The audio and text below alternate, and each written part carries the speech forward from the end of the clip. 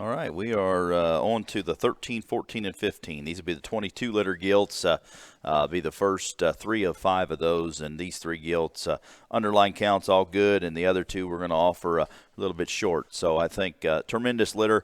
I mentioned the barrows before. These are out of step 1, the Watson boar that's done a tremendous job as first crop. Very excited about what he's done here, and many others. A boar that's done a tremendous job out of the big step, and I think lined up with that Watson stuff worked tremendously well. Mother is actually a gilt that was sold as a bred gilt to Kyle and Angie Reich there in Colorado. Had a little bit of hiccup on our farrowing deal, so we worked it out to farrow her here, and darn sure glad we did. And those guys have been great customers of ours, and very appreciative of them and letting us farrow this gilt. Ended up being a blessing to bring a lot of quality Yorkshires here in our offering in this particular group. She's a Time's Up Dominator Leap. She originated from Kilmer Swine Farm and goes back to that famous leap sow. Would be the great-grandmother of this particular litter, the grandmother of the sow, and Dominator Leaps would be the grandmother of this litter, and she's a litter mate to Colton Kilmer's Reserve Grand North American Hog there in 2019. So it's Time's Up on the south side. So we like the pedigree a great deal. It's worked, and I think it's going to continue to work. 22-3 is where we're going to start.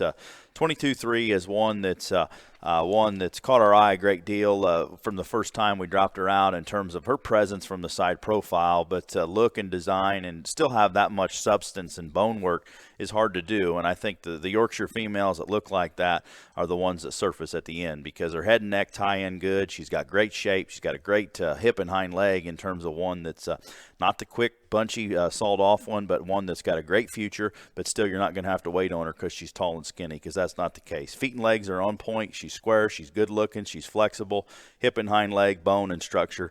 That one there I think can be heard from this summer with no question. 22-4 is going to be next. Another gilt that's similar built to her sister, as I just talked, in terms of her presence on the side profile. Got that big step kind of look in terms of her head. Pastern set's good.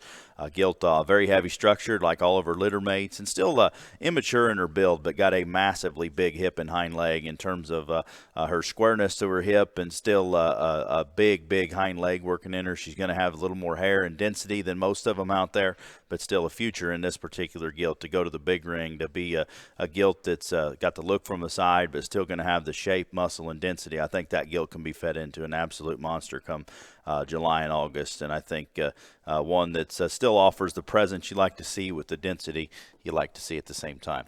Lot 15 is going to be next. This is 22-5.